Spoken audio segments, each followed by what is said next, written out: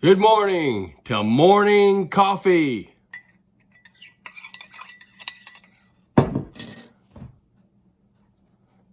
%100% cacao.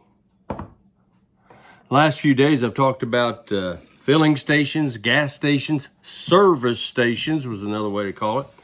You know, when I was a little bit older and I could walk home or ride my bike to school, ride my bike home from school, I would go into Claudius Russell's gas station during the baseball season and buy Topps baseball cards for a nickel a pack. And boy, I love those cards and I love that gum.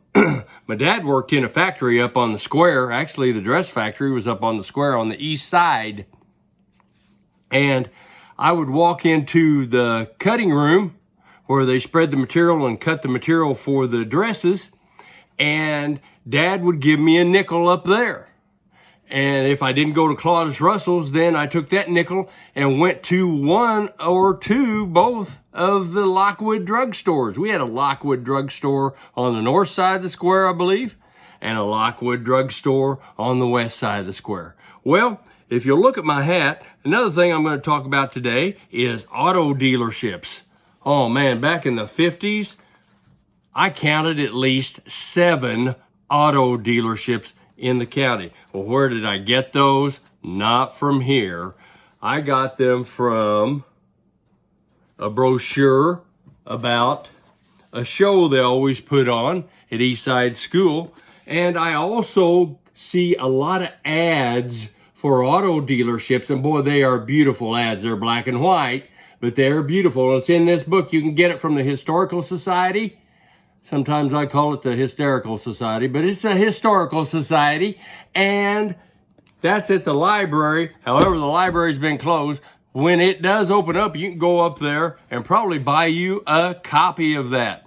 Now, this is not a dealer that was there in the 50s, but this is the only hat I have, but I do have this hat because we do live in the Stover cabin.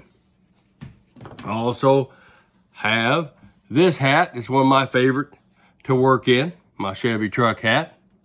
But anyway, there was a story about a dealership just off the square, and this was in the 60s. Just off the square, if you go north past the Dairy Queen, there was a dealership there. I believe it was Somerville Ford.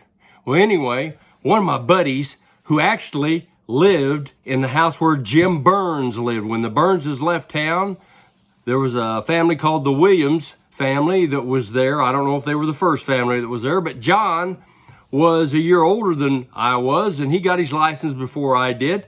And one day, he didn't go around the square, but he goes past that, he was going to go past that dealership, but he dropped something, and he leaned over in the floorboard to pick it up, and he wiped out a bunch of new cars. But that's the story for that one.